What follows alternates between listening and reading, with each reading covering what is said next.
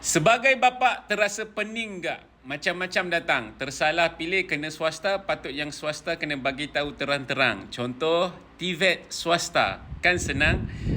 Alright, bagi menjawab persoalan ini adalah berkaitan dengan video saya berkaitan dengan ada adik-adik kita ataupun ada parent-parent yang telah boleh katakan telah transfer duit ataupun yuran pendaftaran. Ada yang risau tentang scam dan sebagainya. So, untuk menjawab persoalan ni, sebab itulah sekarang ini UP_TVET mengasingkan institusi awam dan juga institusi swasta, di mana untuk makluman anda, sekiranya anda nak institusi awam ataupun di bawah kerajaan, anda pergi dekat UP_TVET Perdana.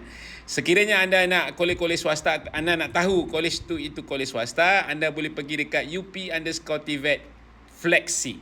Dan saya nak suka untuk ajak tuan-tuan dan puan-puan, sekiranya anda nak tahu kolej tersebut valid ataupun tidak, anda kena pastikan bila anda nak buat bayaran tu, nama kolej itu tersenarai ataupun tertera nama kolej ataupun nama syarikat tersebut. Sebab apa? Kena faham, syarikat dan jenama kolej itu berbeza. So, kena faham, bila anda tahu kolej itu namanya kolej A, pastikan anda tanya nama syarikatnya apa, supaya bila anda transfer duit tu, nama syarikat tu tertera dan mengesahkan bahawa kolej itu di bawah nama syarikat tersebut.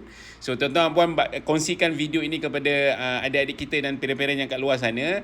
Sekejap lagi tuan-tuan dan puan, join live saya untuk saya kongsikan berkaitan bagaimana tuan-tuan dan puan-puan untuk nak memastikan sebelum tuan-tuan dan puan buat pendaftaran, buat bayaran pendaftaran, bagaimana nak tahu kolej tersebut diiktiraf ataupun tidak. So, join live saya sekejap lagi tuan-puan.